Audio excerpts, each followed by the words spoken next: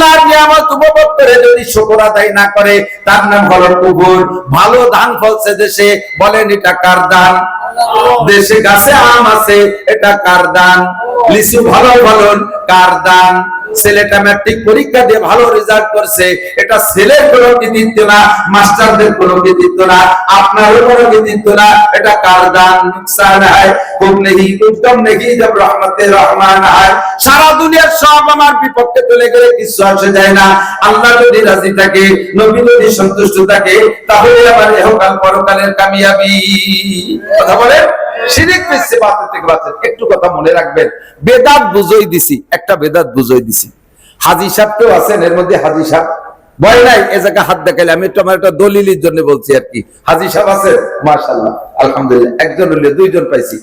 আপনারা মক্কায় হজের সময়, হজ উমরায় কি জানাজার নামাজ পড়ছেন না মক্কা মদিনায়? প্রত্যেক ওয়াক্তে মক্কায় কাবা শরীফে আমার জিন্দেগিতে যতবার গেছি, আল্লাহ অনেকবার জানেছে, এতবারের ভিতরে হেরেম শরীফে আমি একবারও জানাজা মিস করি নাই। মানে ফরজ নামাজের পরে জানাজা নাই এরকম পাই নাই। মসজিদে নববীতে মাঝে মাঝে মিস হয়, ওখানে সব থাকে না, কিন্তু হেরেম শরীফে মিস নাই। হেরেম শরীফে একবার আল্লাহ বললে 1,00,000 বার আল্লাহ বলার নেকি। বলবেন সুবহানাল্লাহ। একবার দুরূদ শরীফ পড়লে 1,00,000 দুরুদের নেকি। এক ওয়াক্ত নামাজ পড়লে 1,00,000 ওয়াক্ত নামাজের নেকি। তাহলে একটা মিলাদ পড়লে 1,00,000 মিলাদের নেকি। কথা কয় না? প্রত্যেকটাই তো 1,00,000।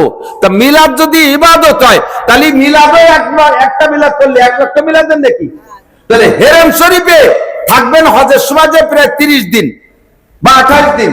এই 28 দিনে একটা ডেলি ওয়াক্তে 5 ওয়াক্ত নামাজ পড়বেন, 5 ওয়াক্তেই জানাজা আছে। একটা জানাজার পরেও শুনবেন না যে 4 দিন পরে মিলাদ আছে। একটা জানাজার পরেও 4 দিন পর মিলাদের ঘোষণা আসে না।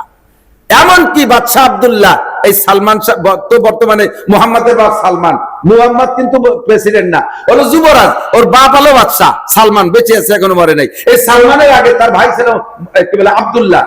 আব্দুল্লাহ মারা গেছে 16 সালে, আমি সে সময় সৌদি আরব রিয়াদে জানাজা হয়েছে, আমিও সে সময় রিয়াদ ছিলাম। পরে শুক্রবারে হেরেম শরীফে গেছি, মনে মনে ভাবতেছি যে বাদশাহ মারা গেছে আর হেরেম শরীফে মিলাদ, তো ঝাঁকা ঢাকা মিলাদ হবে, জিলাপি তো বাংলাদেশ থেকে আসবেই। এই অপেক্ষায় মনে মনে অপেক্ষা করে বসে আছি, বিরিয়ানি টিরিয়ানি হবে। খুতবার ভিতরে বাদশার একটু প্রশংসা হলো, আর খুতবার মধ্যে কিছু দোয়া হলো, নামাজের পরে হাত উঠিয়ে মুনাজাতটাও হলো না। মিলাদ তো দূরের কথা, যে দেশের বাদশার উপরে সারা দেশের মানুষ খুশি, কোটি কোটি টাকা তাদের অভাব নাই, তারা মিলাদটা দিল না। কেন দিল না? নিশ্চয়ই কোরআন হাদিসে নাই বিদায় দিল না। সুন্দর করে বুঝাই দিলাম, আপনিও বুঝলেন। তাহলে যেহেতু কোরআন হাদিসে নাই, মক্কা মদিনায় পড়ে না, আমার আব্বা মারা গেলেও মিলাদ দেব না, আজকে জায়গা থেকে বুঝে গেলেন এটা বেদাত। কিন্তু কয়েকদিন পর বাপ মারা গেছে, ওই ছেলেই জানাজার মাঠে দাঁড়ায় কয়, আজকে কি বার? সোমবার, মঙ্গল, বুধ, বৃহস্পতি, শুক্র, আগামী শুক্রবারে সবাই আপনারা আমাদের বাড়ি আসবেন, দুপুর বেলা আসবেন, দুপুরে খানা খাবেন, আমার আব্বার জন্য দোয়া করবেন। এখন যদি তারে কেউ কয় যে তুই না সেদিন শুনি আসলি যে 4 দিনের দিন মিলাদ বেদাত, তা আবার ঘোষণা দিলি কেন?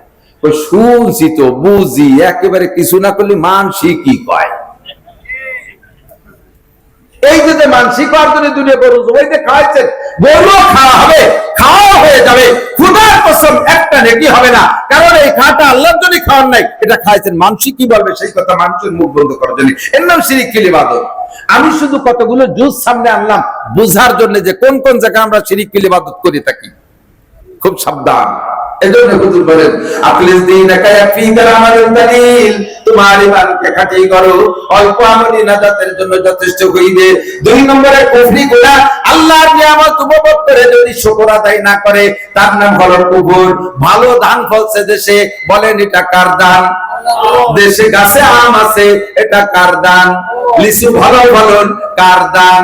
ছেলেটা ম্যাট্রিক পরীক্ষা দিয়ে ভালো রেজাল্ট করছে, এটা ছেলের কোনো কৃতিত্ব না, মাস্টারদের কোনো কৃতিত্ব না, আপনারও কোনো কৃতিত্ব না, এটা কার দান? বলবেন না কার দান? ভালো রেজাল্টের পরে শুকর আদায় করবেন আলহামদুলিল্লাহ।